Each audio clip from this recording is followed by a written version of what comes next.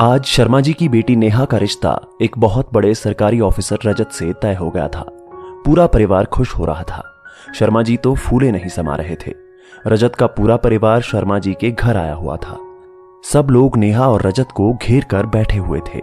हंसी मजाक का दौर चल रहा था। तभी नेहा की नजर बाहर गार्डन में अपने पापा और होने वाले ससुर जी पर पड़ी। दोनों के बीच में कोई बातचीत हो रही थी।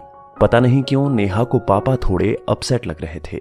नेहा के मन में बेचैनी हो रही थी कि क्या बात हो रही है। थोड़ी देर में रजत के परिवार ने शर्मा जी के घर से विदा ली और शादी का मुहूर्त जल्द से जल्द निकलवाने के लिए बोला। रजत के परिवार के जाने के बाद सब लोग थके हुए थे, इसलिए आराम करने चले गए। नेहा को भी नींद आ गई। थोड़ी देर बाद नेहा की नींद खुलती है और उसको वो बात याद आती है कि उसके पापा उसके होने वाले ससुर जी से क्या बात कर रहे थे। ये बात जानने के लिए वो अपने पापा के कमरे में जाती है।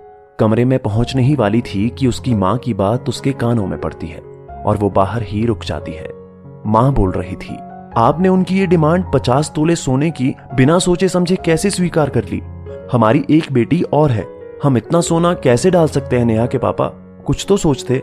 तभी नेहा के पापा बोलते हैं, अरे तुम कुछ समझती तो हो नहीं, करना पड़ता है आजकल ये सब। एक तो इतना अच्छा लड़का मिल गया सरकारी ओहदे पर और इतना अच्छा परिवार, कैसे हाथ से जाने देता?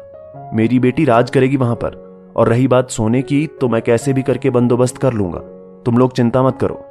मां बोली, कैसे करोगे इतना बंदोबस्त? इतने खर्चों के बाद क्या बचता है हमारे पास जो हम इतना कुछ कर पाएंगे? नेहा के पापा बोले, मैं लोन ले लूंगा और जो अपनी पुरानी दुकान है उसको गिरवी रख दूंगा और कुछ एफडी भी है। तभी मां फिर बीच में बोलती है, वो एफडी पीहू के नाम है, उसकी भी शादी करनी है हमें। शर्मा जी बोलते हैं, उसकी शादी में अभी 5 साल की देरी है, तब तक कुछ ना कुछ और हो जाएगा।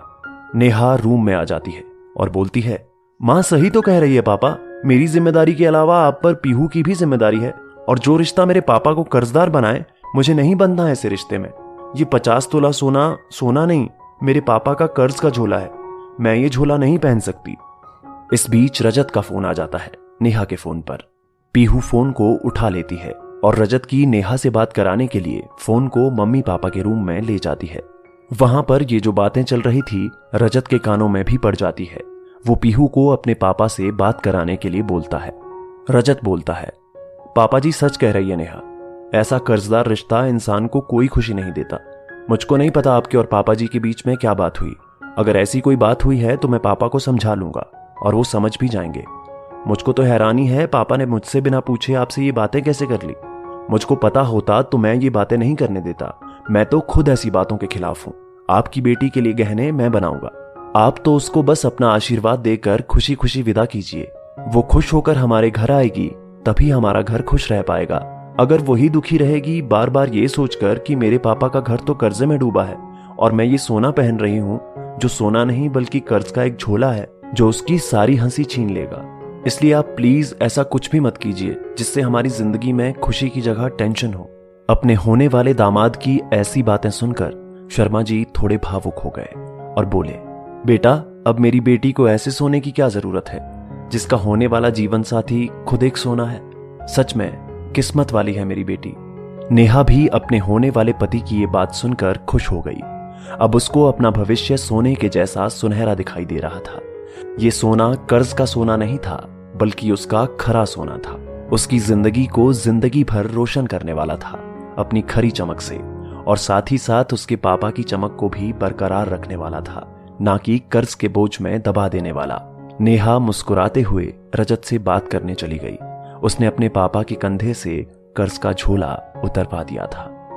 बहुत सारी लड़कियां शादी करके भी खुश नहीं रह पाती क्योंकि शादी में उनके बाबुल पर बहुत सारे ससुराल वाले कर्ज का झोला डलवा देते हैं अपनी जायज नाजायज मांगों को लेकर। हर लड़की अपने घर से हंसते मुस्कुराते हुए विदा होनी चाहिए, अपने बाबुल को बिना कर्ज में डाले, तभी सही मायनों में शादी की खुशी होती है। दोस्तों, आपकी इस वीडियो के बारे में क्या राय है नीचे कमेंट करके जरूर बताइएगा, और अगर आपको ये वीडियो पसंद आए तो इस वीडियो को लाइक करिएगा, शेयर करिएगा ज्यादा से ज्यादा लोगों तक, और ऐसे ही और भी इंस्पिरेशनल वीडियो के लिए सब्सक्राइब करें हमारे YouTube चैनल को और Facebook पर फॉलो करें हमारे पेज को। धन्यवाद।